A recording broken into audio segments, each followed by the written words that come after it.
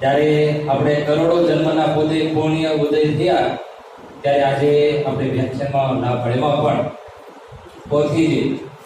પોથીજીને ઘરેથી યજમાનથીને નીકળવો ને તો પોથીજી એટલે વ્યાસ સ્વરૂપ ભગવાન નારાયણ કહેવાય. અને એ જેમના ઘરે પધારે અને ત્યાંથી કથાના સ્થળ સુધી જાય આપણે માથે પોથી લઈને ચાલવાનું. ભગવાનને માથે આપણે ધારણ કર્યા. ભગવાન આપણા મસ્તક ઉપર આવે ને એટલે અનેક જન્મના જે પાપના થર હોય એનો જે ભાર હોય, જન્મ મરણનો જે ભાર હોય, પ્રારબ્ધનો ભાર હોય, બધો ભાર ઉતરી ગયો. એટલે વ્યાખ્યાન વાળાની પોથીથી આપણે મસ્તક ઉપર ધારણ કરીને આપણે લાવીને એનો આટલો મોટો મહિમા છે. ત્યારે બહુ ધન્ય ભાઈ કે તમે આમ તો નિમિત્ત તમારા નયન કહેવાય. બરાબર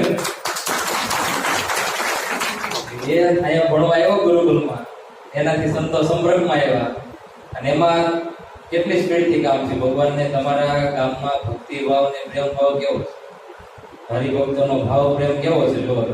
હમણાં તમે આવ્યા 11 દિવસ થયા. 11 દિવસમાં તો ભગવાનને અમારા લાલા ઘનશ્યામ બહુ ચમત્કારી છે. એ ભાવ જોઈને એટલે પાછા આવ્યો કે ન 11 દિવસ થયા હતા પણ તમારો પ્રેમ જોયો ને ભગવાને તો કાલ પાછા જવું છે, અમારે પાછા ભગવાન બધા. ત્યારે બહુ 3 દિવસ વ્યાખ્યાન વાળા ખાલી આપણે શ્રવણ નથી કરવા, વ્યાખ્યાન વાળામાં પ્રેક્ટિકલ બધા પ્રસંગો પણ આવતા જશે. ભગવાનની હાટડી આવશે, ભગવાનનો પટ્ટાભિષેક આવશે, ભગવાનનો અભિષેકના દર્શન થશે.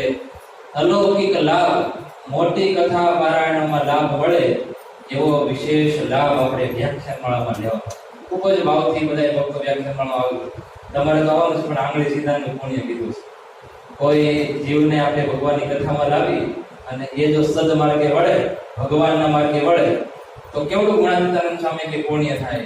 તો કે આખું બ્રહ્માંડ સમુદ્રમાં ડૂબી જતું હોય, આમાં કેટલા જીવો મરી જાય, એ બધાને બચાવે અને જે ફળ થાય એટલું ફળ માત્ર એક જીવને ભગવાનના માર્ગે વળવાથી થાય.